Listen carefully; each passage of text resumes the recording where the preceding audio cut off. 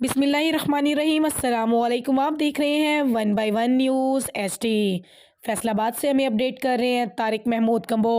अल Mustafa welfare society के ज़ेर इंतज़ाम डोगर वेलफेयर ट्रस्ट के तावन खिदमत मरकज़ मुनीराबाद में लगाए गए अल मुस्तफ़ा फ्री आई कैंप का इफ्तिताह डॉक्टर मोहम्मद सईद, मोहम्मद नासिर नक्शबंदी, डॉक्टर साबिर और मेहमानान ग्रामी कर रहे हैं।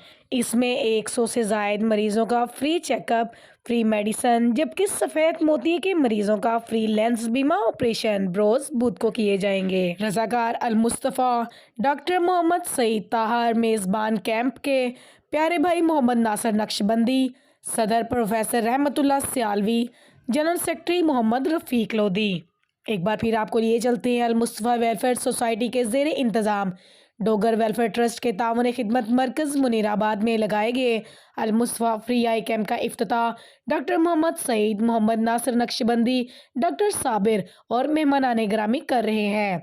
इसमें मरीज़ों का फ्री चेकअप, फ्री मेडिसन, जबकि सफ़ेद मोती के मरीज़ों का फ्री लेंस बीमा ऑपरेशन बुध को किए जाएंगे।